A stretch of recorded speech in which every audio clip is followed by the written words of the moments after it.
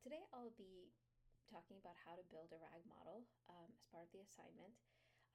So I split it into two sections. One is the document processing pipeline, and the other is how the query is processed.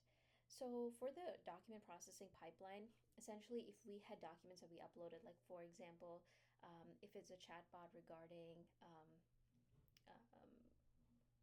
employee benefits, or if it's something specific, we can upload these documents onto the Azure platform, maybe using like blob storage or any other way. And then essentially, we use services like Document Intelligence, which will help to extract the text, embed and chunk our documents.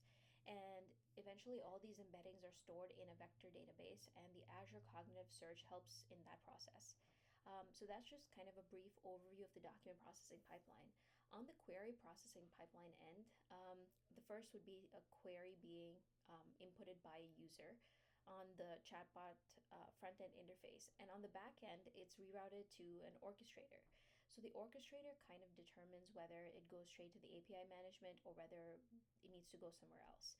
And so in this case, as a cost saving approach, what we can do is kind of check Cosmos DB for a cached response, which is basically if there's relevant context that's already been generated in the past, it's stored in a database, almost like Cosmos DB. And if relevant content is found, the response is returned to the query, and the API is not activated, and so that way it can be a cost saving measure. If no response is found after checking Cosmos DB for cache response, then we proceed to step 4, which is you do a vector search in the Azure Cognitive Search. And again, that's how the documents were pre-processed and put into that vector database. So first you look for relevant context. If it's found, it's returned to the user. If it's not found, then you go and open it goes to the Open AI API, and then via API management, you activate that part.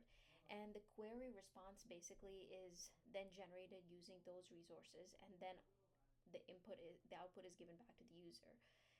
Again, the response can be saved within Cosmos DB for future searches as well. So that's kind of all the steps from when you give your query to when you get a response.